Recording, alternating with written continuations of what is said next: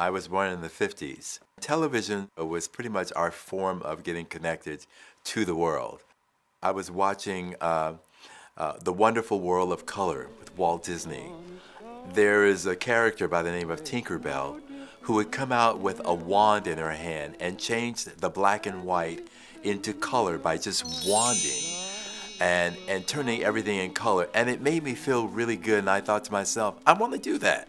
I want to be able to take atmospheres and things and change them from just one way into this bold, magnificent cavalcade of color. And it was from that point that I decided that I knew inside that I wanted to pursue art and I wanted to develop that. As an artist, you go through these different journeys and these different, I would say, epiphanies of styles. For me, it was Leroy Neiman. I really loved the bold color that he used. I loved the way he painted with such character and such fluidity. And I thought, I want to do that too. I don't want my work to seem boring and stiff and limited. And so I started kind of painting in his style. As I continued doing my work, I decided there's already a Leroy Neiman. I want a name for myself, and I've got to give my artwork its own style and name. And I thought, you know what thing, I'm going to call my work Color Expressionism, because I love using color, but at the same time, I wanted it to be expressive and reach out and connect with the audience, that they could kind of either see themselves or have a dialogue with the work that I create.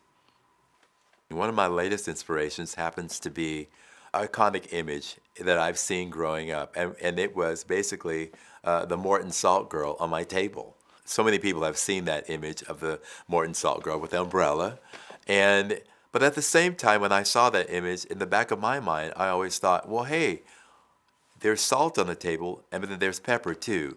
I want to do the Pepper Girl, but I don't want to call her Pepper. I would love to call her the French name for pepper, which is poivre. And I took pieces of a 1950s magazine. I did the whole sketch of the same composition of a girl holding an umbrella in the rain, and used the different pieces of the 1950s magazine under her umbrella, which would, for me, it was speaking to the lack of inclusion of people of color in the 1950s.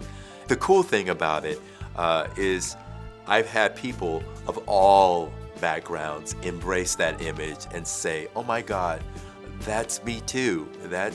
I feel the same thing you felt. I like the fact that I'm in a community of artists that I can get a chance to connect with and having them right here. And I really want the rest of San Francisco to know that we exist and have them come and experience the same thing to do as well, to be inspired to take up this journey as well.